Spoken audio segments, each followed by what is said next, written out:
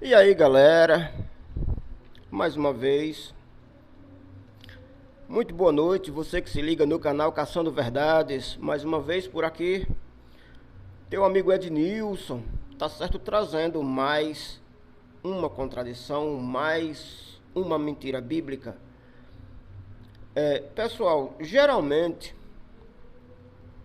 as pessoas nos grupos de WhatsApp me criticam porque eu exponho as mentiras e as contradições da Bíblia.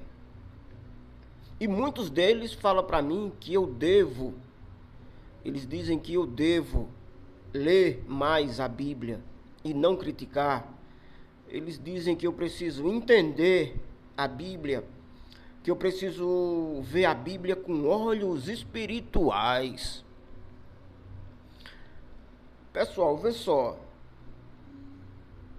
não tem como ver ou como olhar para textos mentirosos, como o que eu vou mostrar para você agora. Não tem como olhar para esses textos de uma forma espiritual. Não tem como. A não ser que eu queira mentir para mim mesmo e mentir para as pessoas. Pessoal, as pessoas mandam, né, eu ler a Bíblia. E eu leio. A diferença é que eu entendo o que está escrito. Tá certo? Eu entendo o que está escrito. Eu não interpreto a Bíblia de uma forma conveniente. Eu leio e interpreto o que realmente está escrito. E nas minhas leituras, eu dei de cara com uma contradição que é ridícula demais. Por quê? Porque nós sabemos, entre aspas, que se realmente o Cristo existiu e se realmente ele teve discípulos, então os seus discípulos foram testemunhas oculares do que aconteceu. Tá certo? Você já ouviu falar da Páscoa, com certeza. Você sabe o que é a Páscoa? A Páscoa, nos dias de hoje, é chamada de Santa Ceia. Eu quero que você leia comigo. Eu vou mostrar para você contradição a respeito da Páscoa. Não a respeito da Páscoa em si, mas a respeito da morte do Cristo envolvendo a Páscoa. Beleza? Faz o seguinte. Abra o seu livro no Evangelho de João, no capítulo 19, a partir do versículo 29 até o 33. Me acompanha. Olha o que aqui está escrito. Vê só. Estava então ali um balde. Estava então ali um balde. A essas alturas, o Cristo já estava dependurado na cruz, tá certo? Mas preste atenção nos detalhes. Estava então ali um balde de vinagre. Deixa-me ver. É esse texto, vê só. Estava ali um balde de vinagre. E fixando então uma esponja embebida de vinagre em um ramo de hisopo, e levaram a sua boca. A boca de quem? A boca do Cristo, que ele estava crucificado, beleza? Quando então Jesus tomou o vinagre, disse: está consumado. Está consumado. E inclinando a sua cabeça, entregou o seu espírito. morreu, tá certo? Ele morreu. Tomou vinagre e ali ele morreu. Como era preparação da Páscoa, ou seja, como era véspera de Páscoa. Presta atenção nessa expressão, viu?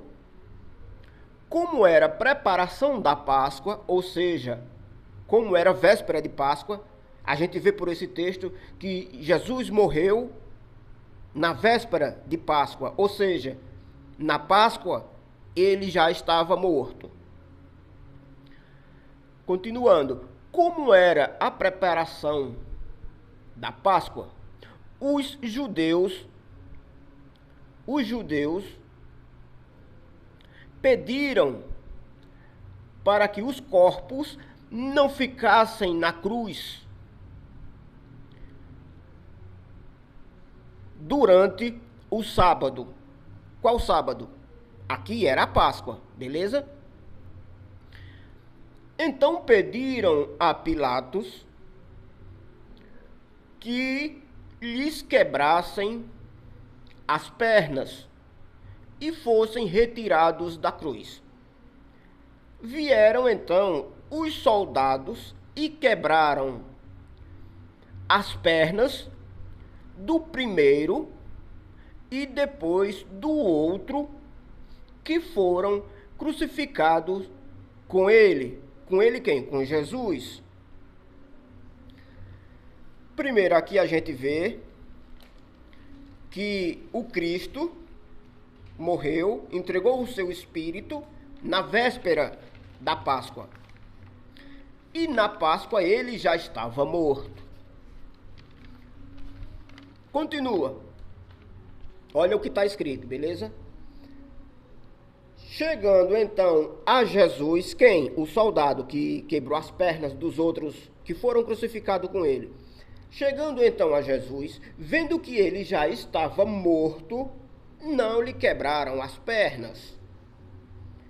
Mas um dos soldados o traspassou com uma lança e imediatamente saiu sangue e água. Deixa eu traduzir esse texto para você de uma forma simplificada. Jesus foi crucificado e então tinha um balde de vinagre. Um soldado pegou uma esponja, colocou num galho, numa vara de ísopo e molhou essa esponja com vinagre e colocou na boca do Cristo. Quando ele bebeu do vinagre, ele disse: está consumado. Então ele inclinou a cabeça e entregou o seu espírito. Então, os judeus, como era véspera de sábado, para não deixar os corpos na cruz, como era véspera de Páscoa, beleza? Para não deixar os corpos na cruz, pediu então a Pilatos para quebrarem as pernas deles e tirarem eles da cruz. E assim o soldado fez, quebrou a perna dos dois indivíduos que estavam crucificados com Jesus Cristo. Mas quando foi quebrar as pernas de Jesus Cristo, ele não quebrou. Por quê? Porque Jesus Cristo já estava morto. Beleza? Isso tudo aconteceu na véspera de Páscoa e na Páscoa. Ou seja, na Páscoa ele já estava morto. Isso a gente leu no livro de João, tá certo? A gente leu no livro de João, no Evangelho de João, no capítulo 19, no versículo do 29 ao 33. Agora vamos ver que coisa interessante agora no livro de Lucas. Leia comigo. No livro de Lucas, no capítulo 22, tá certo? Leia comigo no capítulo 22, a partir danou-se.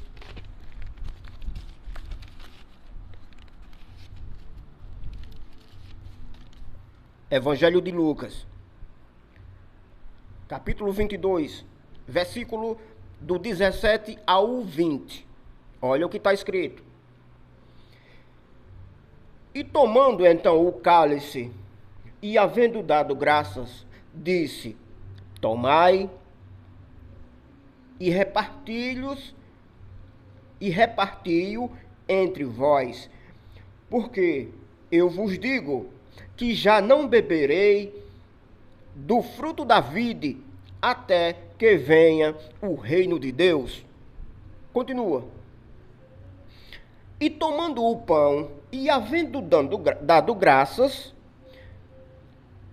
o partiu e deu-lhes o pão, dizendo: isso é o meu corpo, que por vós é dado. Fazei isso em memória de mim. Continua.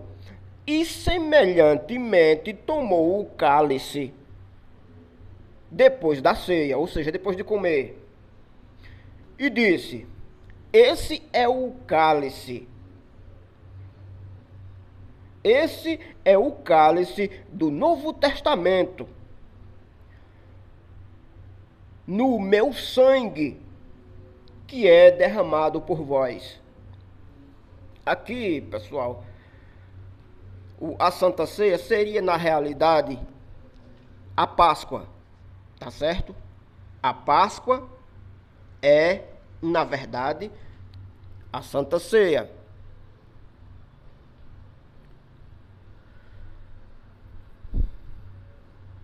Você notou que no livro de João, no Evangelho de João, eu mostrei para você que na véspera